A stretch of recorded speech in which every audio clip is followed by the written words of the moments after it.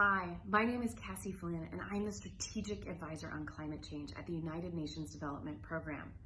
Welcome to Tipping Points to Net Zero and How to Finance Them as a part of London Climate Week. We're so appreciative of all of our friends at London Climate Week for helping to make this possible. Today, I'm really excited because we are going to talk about some of the three main ways that we can fund climate action. And this is really important. In my work at the United Nations, I work with over 100 countries to enhance their pledges under the Paris Agreement. And access to finance is going to make or break the effort to be able to turn these ideas into reality. And today we are going to hear from Professor Tim Lenton. He is a regular contributor to the IPCC and heads up the Global Systems Institute at the University of Exeter. He's world-renowned for his theory about tipping points. And today we're going to hear from him about positive tipping points for climate action. And then we're going to hear from the real economy. We're going to hear from leaders across industries and sectors that are really turning climate action upside down. Companies like Impossible Foods and Climeworks, companies that are really changing the game. Then from there, we're going to transition to a fantastic panel of industry leaders from Federated Hermes and from HSBC, the European Climate Foundation, organizations that are really helping to change the dialogue and change action about how climate finance flows around the world. And throughout this, we really want to hear from you. Please don't be shy. Please add your questions. You can click the Q&A button at the bottom of the screen. You can type in your question. We will try to get to as many as possible. And then at the end of this, we're also going to host a poll. We want to hear from you about some of the top ways that you think finance can really help to accelerate this transition to net zero. So thank you so much for joining us. We are so happy to have you here. And I'm very pleased to now hand it over to Tim, who is going to take us through his fantastic theory. Over to you, Tim. Thanks. Thank you, Cassie. Welcome, everybody. I'm going to talk about how can we tip positive change. I'm going to start just by reminding us that we live in a world of interconnected, complex systems, and those complex systems contain all kinds of interactions and feedbacks. There are these balancing feedbacks that maintain stability, but there are also these reinforcing feedbacks that can propel change. And a tipping point can happen when those reinforcing feedbacks rule the day, and then a small change can make a big difference in a system, like we've just seen in that video there. Now, I've kind of spent a lot of the last 15 years identifying the bad news tipping points, the tipping points in the climate system. But what I really want to talk about today is the fact that if we're going to avoid climate tipping points, we've left it late, we're in a state of planetary emergency, and if we're going to achieve the rates of change needed to decarbonize global civilizations within a generation, then we're going to need to be able to locate and trigger some positive tipping points in social, economic, technological coupled systems. So that's what I really want to talk about. What are those tipping points of positive change? And the good news is that history teaches us that within society, in the economy, in our relationship to technology, and in the development of technology itself, there have been many tipping points in the past. And these are propelled by well-known reinforcing feedbacks within technology. And here, I don't just mean technology, really. These same principles would apply to what we might call natural climate solutions. They would apply to any new innovation to tackle the climate problem. So it's well known that the more something is made, the better it can be made. So we call that learning by doing. The more something is made, the more cheaply it can be made. There are economies of scale. And the more something is used, the more other technologies tend to emerge that make it more useful. And these reinforcing feedbacks are what can accelerate tipping point changes. But there are also social positive feedbacks, reinforcing feedbacks. There's a phenomenon that's known as social contagion. Essentially, we respond to our neighbours and others we're in contact with, and this can change social norms, it can change our behaviour, and it can also radically change the uptake of new products. And a nice pertinent example is solar panels on houses, which is a clear recent instance where we've seen social contagion. So I'm just showing a little movie here of one of the geographical locations in the US where there was the strongest social contagion in the uptake of solar panels. But rest assured, there's quite a few other locations where this was seen. And it's also being seen in the accelerated uptake of electric vehicles. And I'm going to argue that there's a good news story here that electric vehicles have already passed a tipping point in one nation, that is Norway, where through some clever design of policy, electric vehicles are the same price now to the consumer, the purchaser, as a petrol or diesel car. And what I'm plotting there is that price differential and how it affects electric vehicle market share across European countries. And my data are a little old. Norway, electric vehicles are now more than half. They dominate new car purchases in Norway. Okay, that did require some policy incentives, but we're rapidly getting to the point where electric cars are going to be the same price and then cheaper than fossil fuel cars. And that's because of one of these economies of scale. Principally, it's because the price of battery technology is coming down all the time. So I see prospects for a global tipping point in electric vehicle uptake. And crucially, this could be part of a cascade of changes that can reinforce one another. So one might say at the moment that there are some potential first movers like China, the EU, and California who've got a vested interest together in pushing the electric vehicle transition to happen faster. But as it unfolds and more electric cars and batteries are built, the economies of scale means that opens up opportunities for other tipping points.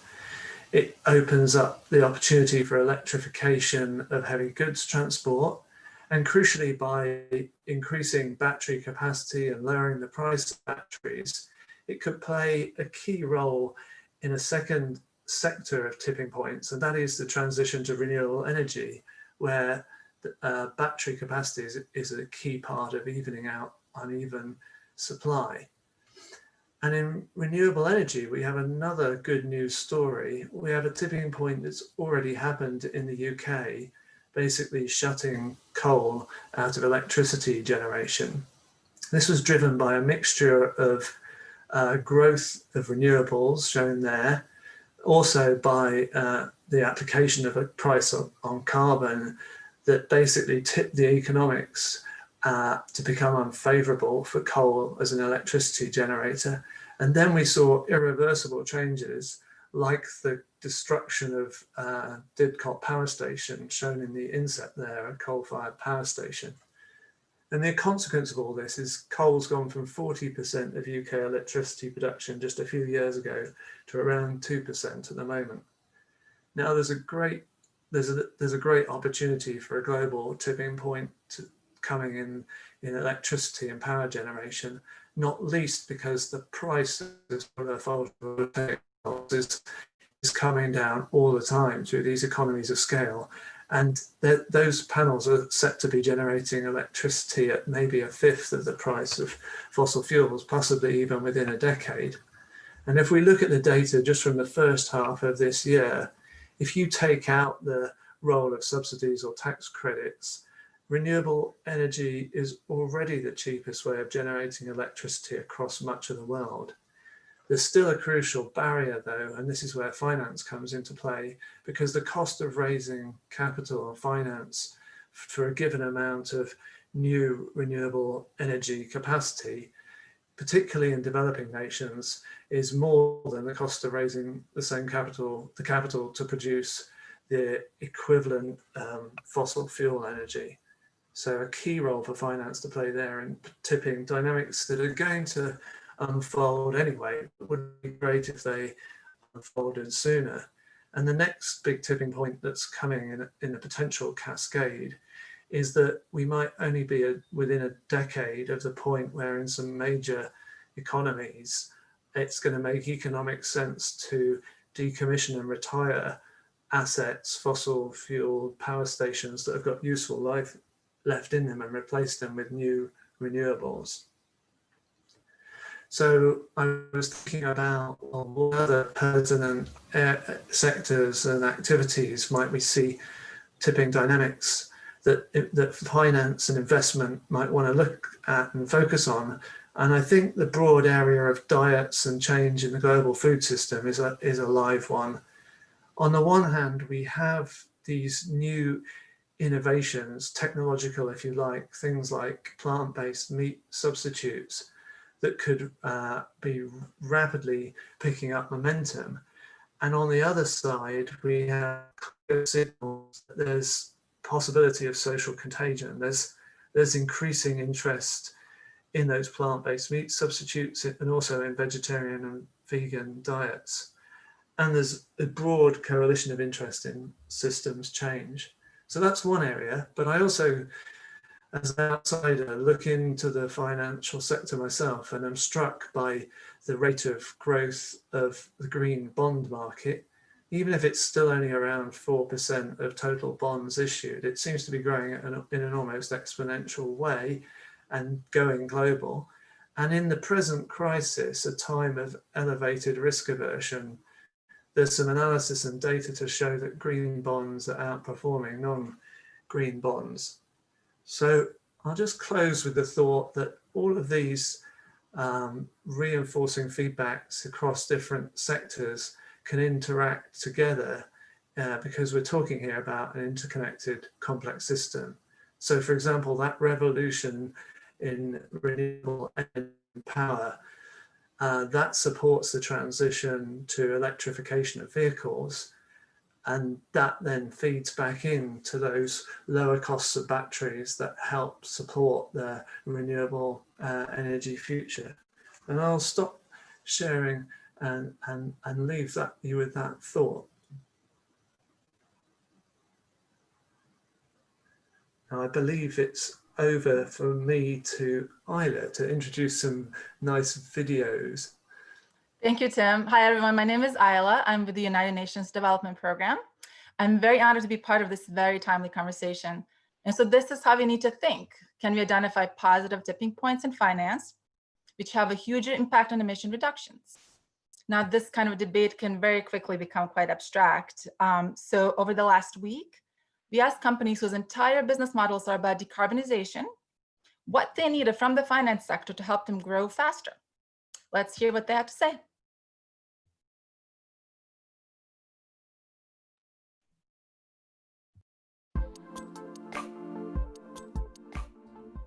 Oatly is in the business of sustainability.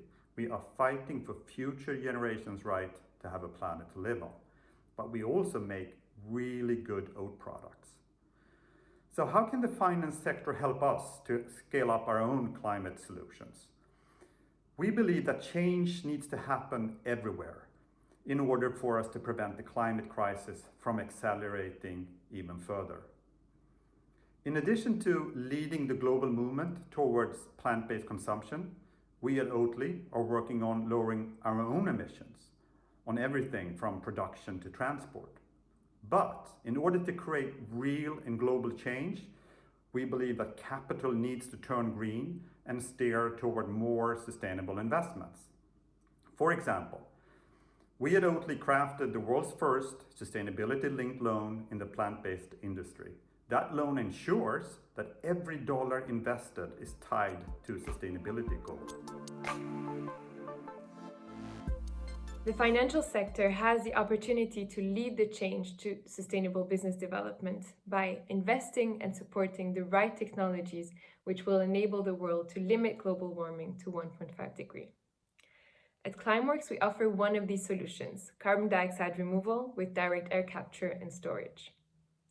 In order to scale our activity, to scale our direct air capture plants and reach a climate-relevant scale where we will remove gigatons of CO2 from the air, we need pioneering customers to jump on board today with us, willing to purchase Climeworks carbon dioxide removal. I'm the CEO of Mosa Meat, and together with 60 colleagues, I'm working on making cultured meat a reality. Cultured meat is an alternative way to produce meat. Just regular, tasty meat like you and I know it. But in a way that doesn't require the raising and slaughtering of animals. The impact that this technology can have on climate change can be tremendous, as animal agriculture accounts to roughly 20% of greenhouse gas emissions. In order to achieve our audacious goals of making this a global technology, we would need your help as financial industry. This help can be in showing leadership, being a bit less risk adverse, and giving us access to your network and access therefore to the funding that our rather capex intensive plan would require. So Pivot Power is building a national network of grid-scale batteries and high-volume power connections. And that's to support more renewables and to enable mass-scale rapid electric vehicle charging. This is essential infrastructure to decarbonize power and transport to achieve net zero. So 3 things we need the finance community to do to scale up these solutions. Firstly, invest in what we call the ideas infrastructure. So we are building the physical infrastructure, but we won't be successful if we don't have partners that understand the project and can therefore price them appropriately. Secondly, price climate risk into all investment models, not just for products that are going to be tagged as green or sustainable, and stop investing in fossil fuel infrastructure. It will be obsolete soon anyway. And finally, show leadership. The climate emergency is one of the biggest challenges facing humanity, and we all need to take action now. Companies that lead will benefit most from the opportunities that this creates. And to get to net zero, all finance needs to become green finance.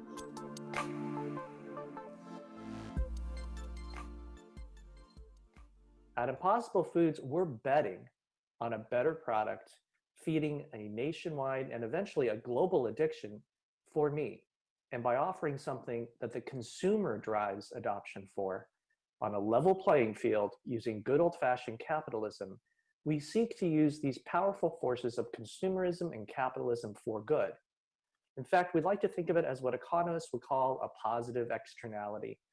We will absolutely return great investments to our finance partners, as we would against any one of their other investments. But it so happens that we have the positive externality of creating positive social impact by giving consumers what they prefer on a level playing field. We think that adopting these powerful forces of consumerism and capitalism is the far faster way to create innovative disruption. Let the meat eater determine the future of our climate by giving them a product that's better. Those in the finance sector can serve the same by looking for those few needles in a haystack, like Impossible Foods, that can leverage the powerful forces of capitalism and consumerism without the relatively incremental and slow process of building subsidies for others. Thank you.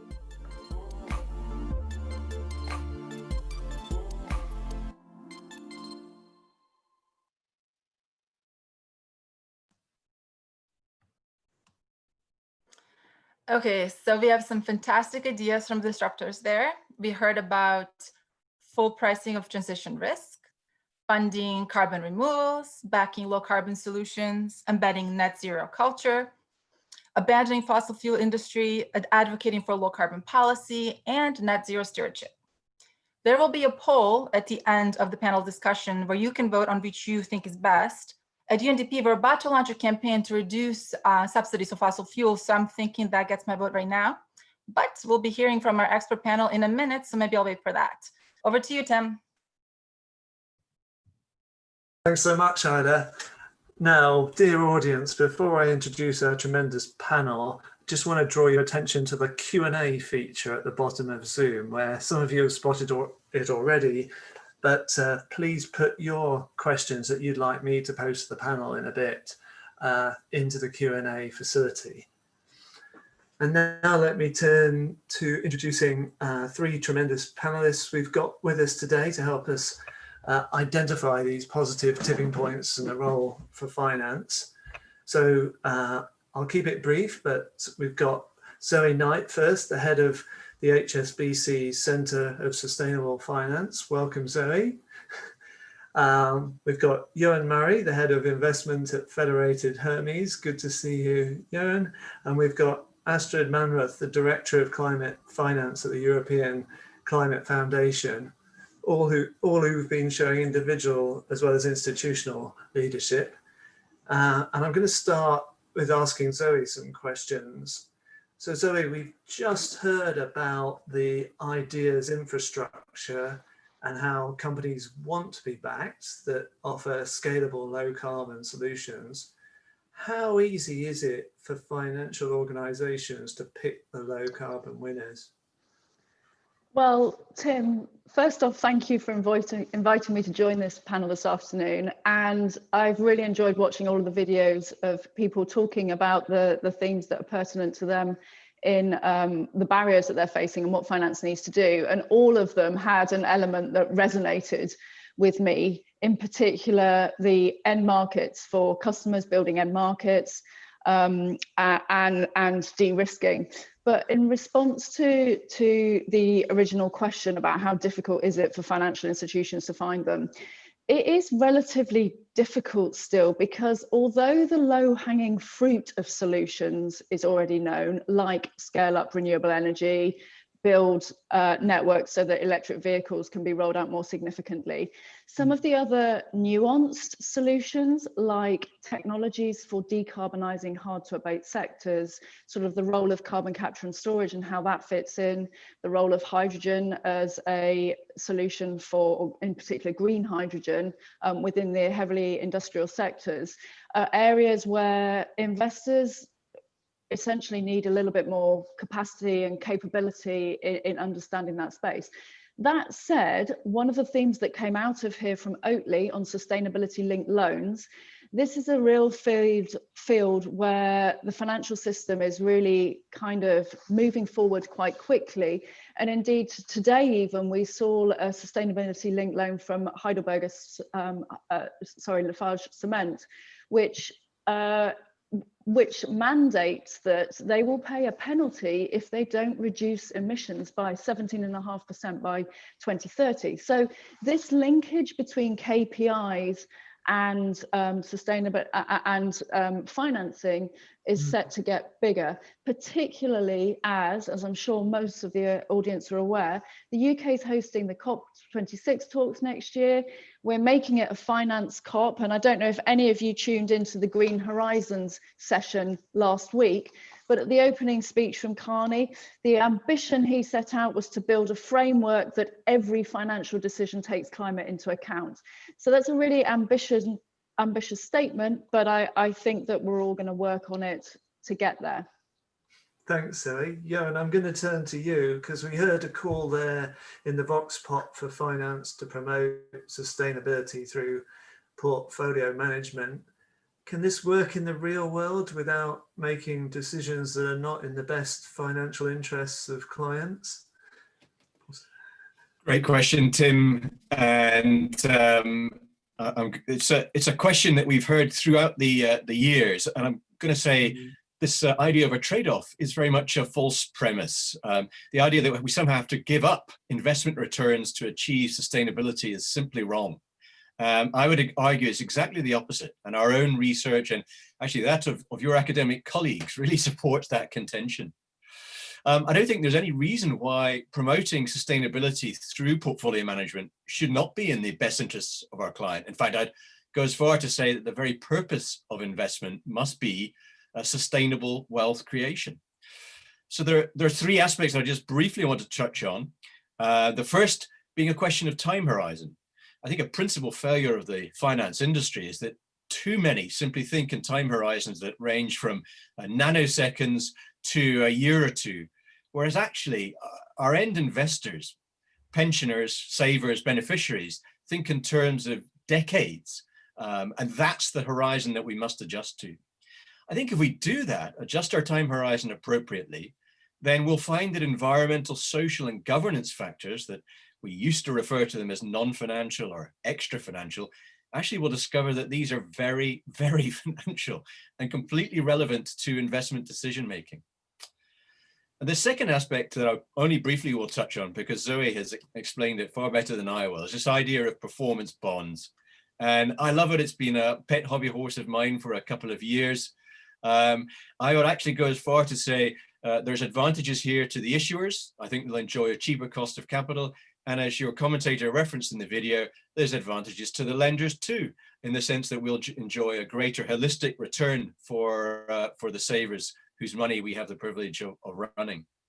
The last aspect I'll touch very briefly on is around stewardship or engagement. This idea that when we allocate capital to something, we should engage with that project or with that firm to make it better for everyone. And a classic example here that I want to give is the redevelopment of King's Cross and its surrounding area.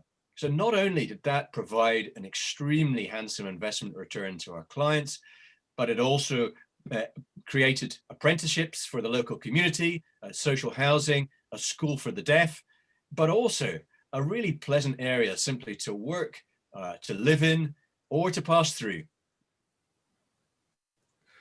Fantastic. Thanks, Eoin. Astrid, let me turn to you. The financial sector is a big one in the UK and the rest of the OECD. We have this task force on climate-related financial risk disclosure, but what policies do you think the sector could advocate for in government that would most quickly accelerate emissions reduction and this decarbonisation transformation? Yeah, good afternoon, Tim and everyone, and thank you for inviting the European Climate Foundation to this important debate. So before answering this question, let me just quickly start by saying that climate change mitigation and adaptation really is a tremendous sustainable investment opportunity. As you are probably all aware, the UN estimates the annual investment needs to achieve the Paris Agreement for climate change mitigation and adaptation at up to $1 trillion per year. At the European level, where the European Climate Foundation works, the Commission assesses the needs to implement the European Green Deal at about 260 billion euros. This is before the revised 2030 targets. And let me also say that the investment opportunities are actually available. So for example, in Europe, an ECF-funded and EY-executed study found within 6 weeks 1,000 shovel-ready green projects in the EU 27 member states for a total investment volume of 200 billion euros, which would create as much as 2.3 million full-time jobs and reduce global greenhouse gas emissions by 2.3 gigatons. And this is estimated to be only about 10% of the total green project pipeline across the EU. So we really need to mobilize private investment at scale to meet these investment needs, because public finance will not cut it. And if we look at the availability of private finance today, unfortunately, only a fraction of available funds are currently invested in climate opportunities. So, you know, for example, of the $90 trillion in assets under management of the UN PRI signatories, only about 1% are invested in sustainable development funds. And there's a similar ratio between assets under management and investments in low carbon technologies, for example. But on a positive note, private climate finance is already exceeding public-private finance with a positive momentum, as we're seeing, for example, in the green bond market. So to your question, what can policy frameworks do in order to accelerate further financial flows to low carbon technologies and projects? We really need a comprehensive package of policy and regulation for all financial sector actors to have a transformative push towards net zero investments. investments. And to give you just a few elements, this is honestly not everything that can be done, but we do need a complete sustainable taxonomy for all environmental objectives. You're probably aware the EU has already developed a taxonomy for climate change mitigation and adaptation, but there are other environmental objectives that are still being worked on, such as protection of water and oceans, circular economy, biodiversity and pollution. And we also need a taxonomy for unsustainable investments so that we have a clear catalog of activities that are not aligned with net zero and Paris Agreement objectives. We do need disclosure regulation that mandates both the disclosure of climate risks, physical and transition risks, but also of climate impacts. And again, we need that from companies, and we also need that from financial sector actors. And from both of them, we also need credible net zero transition plans that should be published and ideally be subjected to shareholder votes. We need capital requirements, regulation and Solvency II revisions that include climate risk in all three pillars. So capital requirements, credit risk management and disclosure. We need rating agencies to integrate climate risk into credit ratings. We need improvements on regulation on the disclosure and standardization of ESG ratings. We need upgrades to relevant retail investment regulation, for example, to integrate sustainability preference of retail investors also. There was already reference to robust regulation on stewardship, due diligence and directors' duties. And we also need all parts of the financial system to do their part. Public banks shouldn't get a free pass. In Europe, again, we have the European Investment Bank really setting a benchmark of how to transform itself into a climate bank through a fossil-free energy lending policy, a 50% climate finance target, and a very recent Paris-aligned roadmap, which is an example that needs to be followed by other public banks, including export credit agencies. And last but not least, we need central banks to do their part and integrate climate across their operations and their prudential regulatory activities. Thanks, Astrid. There's a lot to work on. I'm gonna turn back to Zoe and just pick up on that topic about the pricing in of climate risks. Zoe, is it possible for banks to incentivize the low carbon disruptors by offering them lower lending rates? Good question. And, Astrid covered a lot of ground, but there is one thing in particular that I want to pick up on from that because it's relevant to the risk discussion, which is this point of taxonomy and TCFD, because banks can more accurately price risk if they know how risky the activities are, right? And half of the problem within climate is that we know the extremes. We know that burning coal is the worst offender for emissions. We know that burning oil and gas and the use of oil is also not great. But we also know that every single country has got a different starting point and a different set of resources within it and a different toolkit that it can use to transition on that journey. So to be able to differentiate between the pace of change on a local basis versus what's needed at the global level and the cost of doing it is a topics that we need to triangulate, and by having that taxonomy, that really helps us move faster. So we would like to see TCFD being mandatory in all regions, because the other thing is for banks is as we try and align the emissions that we finance to a Paris outcome, we're reliant on the people that we lend to and the bonds that we issue and the equity that we provide for all of those participants to disclose their climate position, their climate plans, their strategy, how they're going to get to that net zero outcome. And of course, that's a big task, but it's not going to hold us back from starting. So back to your original question, can we incentivize but through the price that we provide capital at? Yes, we can. And we can already start to see that happening in some regions. So for example, in some of our United UAE offices, we have preferential rates for electric vehicle lending and scale up there. But that said, it's not happening fast enough because of this capability and capacity issue that I mentioned earlier on. I think we have, and Eoin knows this, and we'll probably talk about it, we have got a lot of knowledge in the asset owner, the asset manager community. We've got the likes of the European Climate Foundation and others really working hard to promote the right climate plan, as it were. When you start looking at direct lending, for example, and talking to colleagues that have maybe worked in treasury functions or been a relationship manager that are providing sort of facilitation services, they're maybe not as quite far advanced as some of my other colleagues. So that TCFD take up and that capacity building is really important as well.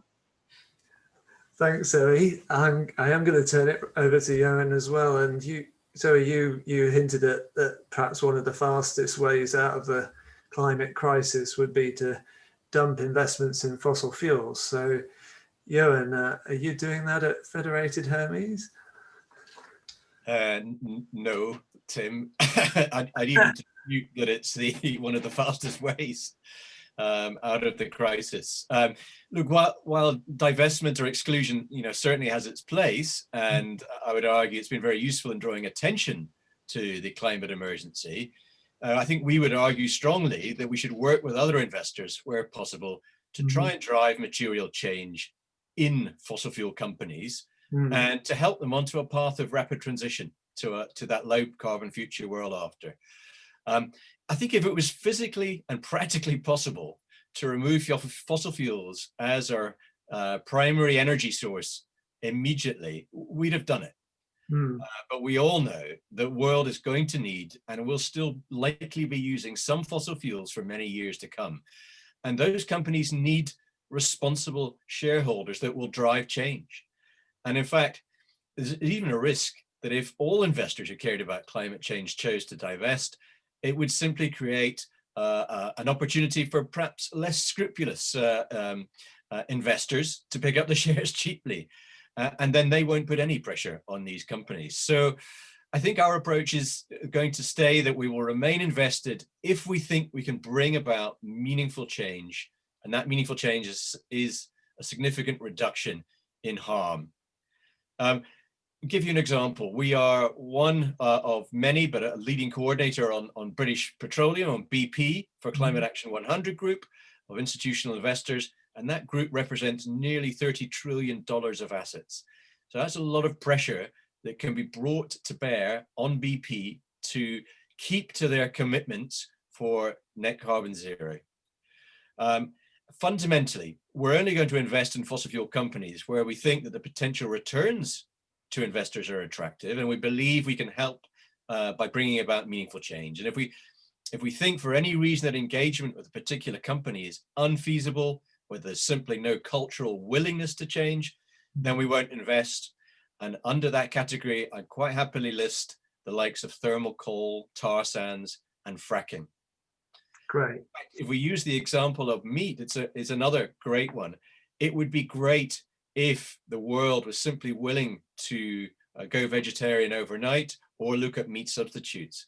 But I think we are likely to agree that's probably not going to happen. So we have to look at alternatives.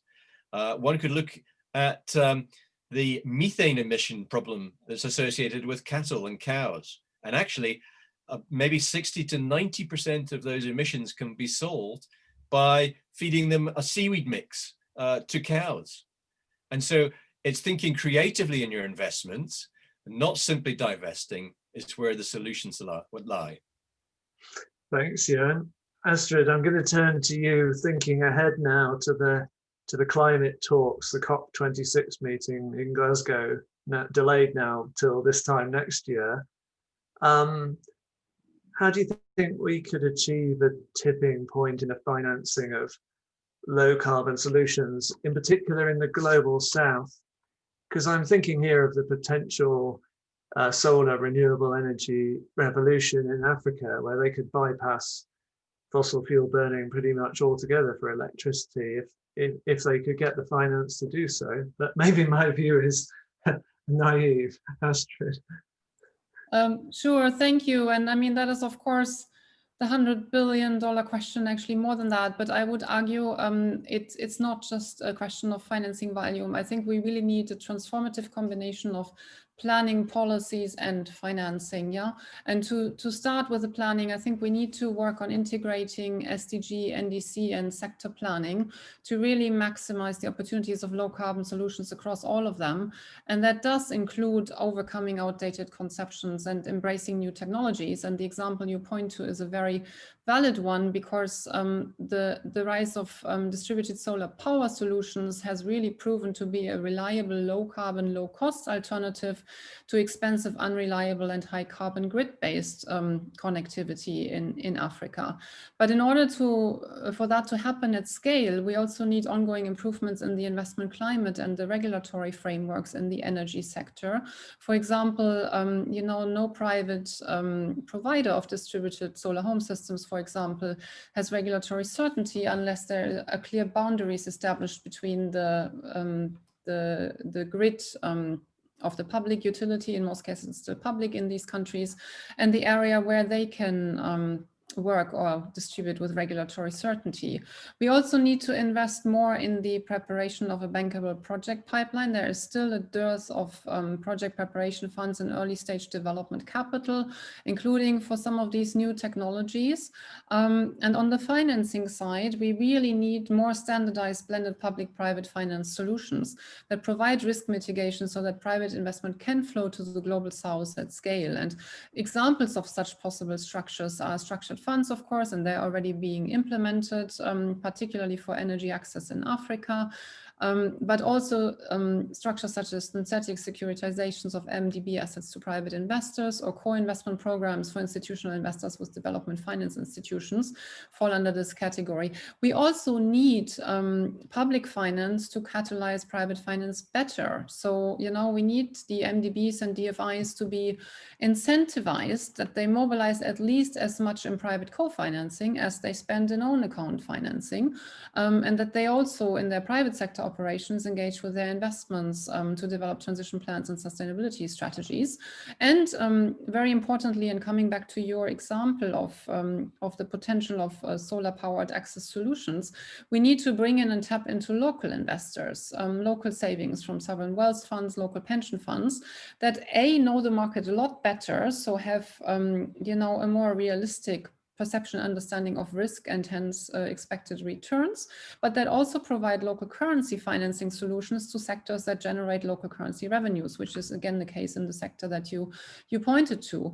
And last but not least, we do need more innovative financial solutions and creating new asset classes in those markets, building on what we're already starting to see in the developed markets, such as the SDG-linked bonds or scaling up results-based finance, for example, through environmental impact bonds, but also using opportunities such as debt for climate conversions to strengthen the availability of public funding as well for low carbon solutions. Thanks, Astrid. I'm fascinated by those feedbacks within financing, for example, between public and private, that might propel things quicker. What I want to do now, though, is turn to some great questions that are coming in from the audience in the Q&A. And there's one from Tony Rook of Willis Towers Watson that I think I'm going to put to Zoe, which is, how will finance need to change its investment underwriting criteria to cope with a very different electrified or hydrogen transport and energy infrastructure and associated business models? I'm glad you've got to the heart of the difficult questions. So I think there's a lot that can be done here. I think in terms of finance generally, because this isn't just related to the insurance industry, it's about understanding more what the risks are related to the shift in the energy system and how well it can cope with demand going forward. So, for many years we've been talking about uninterruptible power supply, and we need gas to deliver the base load and all of these issues. And as we move forward, we're going to get a better understanding through data and usage and monitoring and all those kind of factors of how the energy system can really work and be more flexible. And similarly with, the sort of clustering effect that you need to create the demand and supply for an end product. And this came up in one of the videos, is having the end demand. And again, what I'm talking about here is where you want to shift an industrial cluster, for example, here in the UK, we've got the Humber, to users, i.e. steel producers of energy, to providers of energy, whether that's usually oil and gas, what's the transmission network and how can you adapt that to have a carbon solution associated with it, whether that is CCS on the one hand, so capturing CO2 on one end that can be used by an end consumer closer by in a network, or whether it's connecting hydrogen facilities to renewables to make it green hydrogen instead of grey hydrogen. So these shifts do need to be underwritten in some way. And it comes back again to something that I've reiterated through this, which is the capacity and capability building across the sector as a whole. And we can only do that if we have both the policy signals, which we do have in the UK, not everywhere, but we do have, so there's no excuse there not to be thinking about this, but also the likes of the European Climate Foundation and others, and academia to help us build that new modelling capability to allow us to more effectively price risk. And to be fair, I think the financial industry is working hard on this. I mean, it's not as if we've been kind of sitting around waiting for what to do next, because we all know that risks change. They just do. It's part of economic development, and the world changes. So it's what we're talking about is a different way of thinking about how we do what we already do, and moving forward to really capture the climate problem. Thanks, Zoe. Now, there's a couple of questions picking up particularly on the sort of transport potential tipping point that I highlighted for electric vehicles. At least two questioners have rightly spotted that if we have this tipping point to electric vehicles and simply replace the internal combustion engine with electric vehicle cars, then the corresponding mining of lithium and other things, well, there might not be enough of those resources for batteries out there in some estimates, and they certainly have some negative impacts. So Mike Pepler was asking it as, does this tipping point need policy to limit it? So, for example, favouring car clubs over private car ownership. And Tim Lenton was asking a similar question about whether we also need, maybe in your portfolios, to be, I'm curious to hear, to also be pushing a positive tipping point for a hydrogen economy as well. So I don't know if Eoin, for example, or Astrid want to come in on that, but are you already thinking in a diverse way here and investing on the one hand towards electric vehicles and on the other towards hydrogen vehicles, or for example? Yeah, no, I think we are, Tim, and to answer some of the points that you've picked out there in the questions, I don't think there's any question that we are going to do this on our own as a finance industry, whether it's on the banking side or the asset management side. We are going to have to cooperate with governments, regulators, and corporates to come up with the solutions, and everybody has to play their part. So we can look at something like transportation, and we all probably recognize or understand that it may end up being different fuel sources for different types of transport. So, for example, hydrogen may be more relevant to buses and trucks, EV for cars, or a combination thereof. And we've got to adjust accordingly. But again, you can't do that in isolation without thinking about autonomous driving, shared cars, and all the other bits that go alongside it. So for me, it's about putting all the different actors in play with all the different pieces of the jigsaw to get the right overall picture. Nobody's going to do it on their own. Systems view, great. Now I've got one from David Cowdrey, which I think I'll put to Astrid first. Do you support the creation of a new green investment bank, which is underwritten by government? You know, I think at this point we need all the financing solutions that are feasible, and I think it's really a country by country decision how they wish to go about this.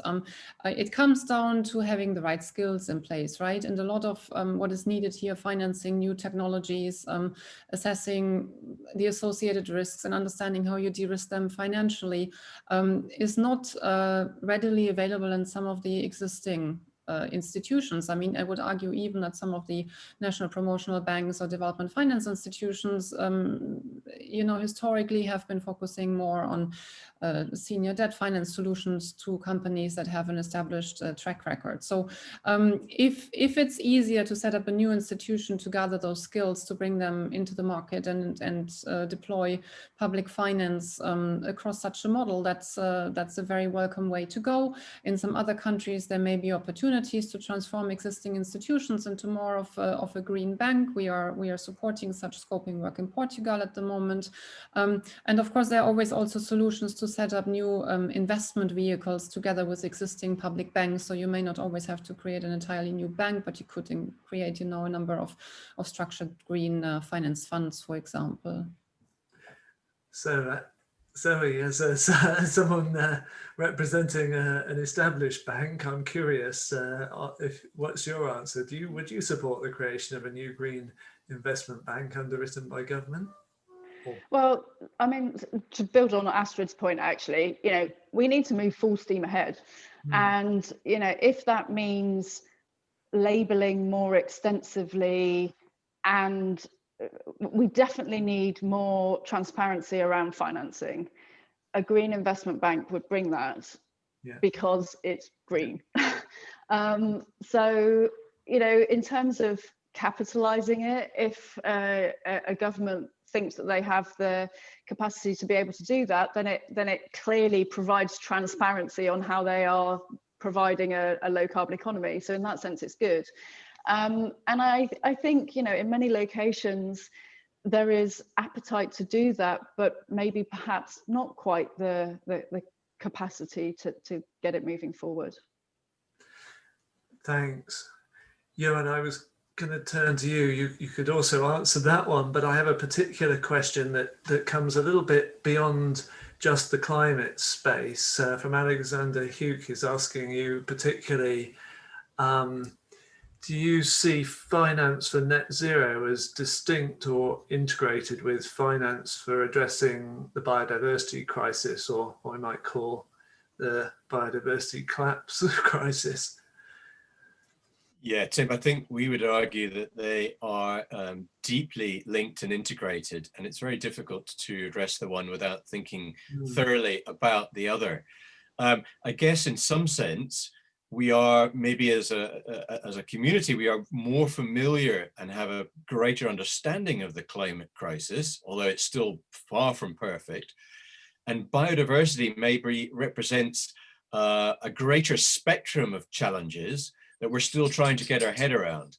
And we find ourselves sort of diving deep into certain problems, but they just simply deal with one particular issue and may have no bearing or reference to other aspects of biodiversity loss and that particular crisis. And that's a real challenge. So I think the investment community, if we're honest, is only now properly beginning to turn its head to biodiversity as a distinct issue. And it's not one issue, it's a plethora of many. Thanks. I can see the clock is ticking on us, and we've got a bunch of questions which we won't get all the way through, but we've got a minute or two, and I want to ask all of you for a quick response to a question from Claire, which is, since the collapse of numerous banks in 2007, are financial institutions still too powerful in comparison to politicians? And she says she puts that question with the background of politicians and having not put in place regulations despite 2007 or 8-9 being a time when a change in the financial sector could have happened. So I think that's a view Claire isn't alone in voicing in the public discourse. I don't know who's feeling brave enough from the sector to respond on that. I'll have a crack if you like, Tim. first and foremost, I would say the politicians did put in regulations post the global financial crisis, no question. Whether they were the right ones, whether they had unintended consequences, whether they were policed appropriately is a completely different matter. Is the financial sector too powerful?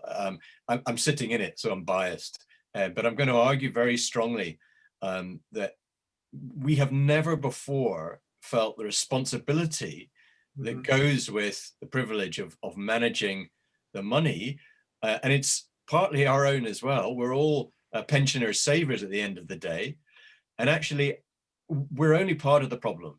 As I said before, you need to bring together all the stakeholder groups, and we all have a responsibility. In some sense, we're all taxpayers, and we all have a vote, so we can all act in concert to solve the problem. I don't think any one sector is going to solve it on their own. Well, that's a very nice systems answer, that we need to have that holy alliance between the regulators and the marketplace, and between different parts of society. I apologise to the questioners who I haven't had a chance to get to your questions, but before we finish up, I want to bring us back to the poll that was mentioned earlier. So what we're going to do is, if someone can put the poll live and share it on screen, I'll ask each of the panelists to just instinctively give their answer whilst we let the audience give their answers. So the question is, what's the most transformational objective the finance industry can embrace? Hopefully you're all seeing that. Zoe, I'll come to you first, and then Astrid. I don't want to put bias into the respondents, but I think the most transformational objective is net zero stewardship. Great. Astrid, which one are you backing? Well, I would have two, actually. I would say the full pricing of transition risk, because that's the part that we haven't figured out yet, and we need to get to that, because we won't succeed if we have transitions that are not based on scientific pathways and that are not credible, and we don't have all the methodological basis yet, and it needs to translate into then market signals. But I also think embedding the net zero culture is important, because climate is everybody's business now, and it has to be integrated across decision making across all financial sector actors. And sorry to say, but sometimes stewardship is a good part of the package, but it's not sufficient, because financial institutions, asset managers, asset owners also have to align their own portfolio with net zero. Oh, before we come to Eoin, I just need to remind the audience to vote, please. Apparently only half of you have voted. We need to be a better democracy than that. So Eoin, what's your favourite, and which horse are you going to back? So well, we definitely need everybody to vote, and I'm going to be classically Libran and sit on the fence and say no single one of those answers is correct. We need to do them all, except maybe I would counsel against divesting completely from the fossil fuel industry. There are sections of it that are I would argue beyond the pale and cannot be recovered, but some of it we still will need going forward. Yeah, and actually to build on that, that's why I went for net zero stewardship, because it can capture all of the above. Great. Apparently democracy, we've got a 70% participation rate. Fiona, in the background, are you ready to show the poll results, even if we haven't quite got everybody in? All right. Oh, it's like, oh dear, it's like a certain national election, isn't it? Things are very close by the look of it, between the full pricing of transition risk and embedding the net zero culture. They're tied, and we're going to have to go to a recount. Net zero stewardship's pretty high up there. I think that the panelists skewed the results. Oh, that's good. I see the clock ticking, sadly. I want to thank everybody for the votes and for the great engagement on the Q&A. Apologise we didn't get through all of it. Just to hopefully everyone's going to come away from this with a sense that that there are tipping points out there that can cause cascading transformative change that can help us succeed in this battle we're in against the climate change we've created. We've heard from some of the disruptors about how they want to be better understood. They want to access finance, and they want that opportunity to network with you to scale things up more rapidly. And we've had all sorts of fascinating insights from our panelists. And perhaps out to the times, we've got a sort of hung parliament on the final results that you've just heard. But maybe that reinforces the point that we need systemic change. We need these coupled changes together to happen. So yeah, with that message, thank you again to the panelists. Thank you all in the audience for participating. Thanks to the London Climate Action Week for hosting us. And please don't hesitate to get in touch with us at the Global Systems Institute if you've got any more questions after the event, or I can try and answer some of the ones that came my way. So with that, onwards to those positive tipping points, and thank you all.